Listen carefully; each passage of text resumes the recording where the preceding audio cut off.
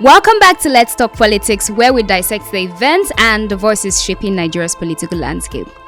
So today we are turning our attention to Rivers State, where a pressure group has convened at the Ecumenical Centre in Port Harcourt. They're making significant demands amidst the ongoing political crisis. This gathering, while echoing previous calls for the reinstatement of the removed governor and the lifting of the state of emergency, also signaled a notable shift in the group's approach.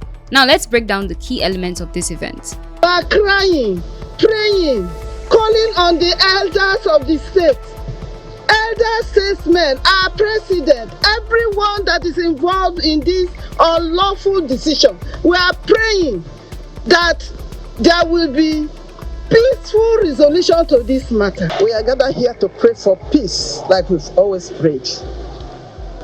That we are appealing to His Excellency the President of Nigeria, Tinubu, to tamper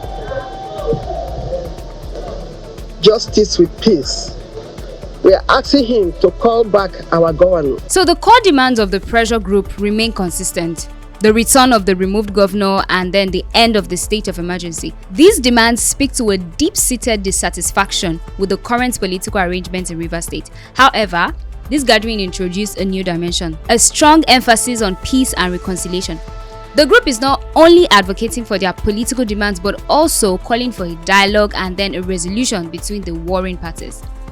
The voices of the group members, as captured in the news report, reveal the human cost of this political crisis. In a family, when you remove a father, that family is headless.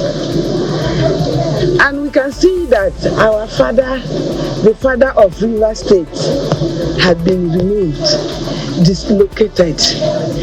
And you see that the family is headless. So we are calling for reconciliation prayers. Our market now, if you enter market, everywhere cold. You no see buyers. You get market, you no fit sell. But when our governor been there, now the eye what we get with that. The emotional appeal is evident. Members lament the toll the crisis has taken, emphasizing the need for President Tinubu to intervene and then restore normalcy. The analogy of the state being headless after the governor's removal powerfully illustrates their sense of loss and then disruption. The concerns about the economic impact, specifically the downturn in market activity, further underscores the far-reaching consequences of this political instability. A key moment in the gathering was the reading of a communiqué by Niger Delta activist Annkio Briggs. This communiqué articulated the group's concerns with a specific focus on the approaching date of May 29th, 2025. Our demand for the lifting of the state of emergency becomes even more germane as May 29th draws near, and we are asking, what will be the fate of Rivers State? Will our state join other states in marking the day to also take stock as others? Much as we are waiting patiently for Mr. President, the father of the nation, to act by terminating this emergency rule, we have continued to observe and bear the burden of the humongous infractions on our collective patrimony by the sole administrator. The communiqué raises critical questions about the future of Rivers State. May 29th holds a dual significance, marking anniversaries for both the removed governor and then President Tinubu. The group's concern is whether Rivers State will be able to join other states in commemorating this day and reflecting on progress given the current state of emergency. It also makes serious allegations about the homologous infractions on the state resources under the sole administrator. These allegations have also added a layer of complexity to the crisis, suggesting that the state of emergency is not only a political issue but also one with potential implications for governance and also accountability. So now, let's analyze the significance of this gathering. Firstly, the shift towards emphasizing peace and reconciliation is noteworthy. It suggests a recognition that a purely confrontational approach may not be the most effective way to resolve the crisis. And this call for dialogue could open avenues for negotiation and compromise.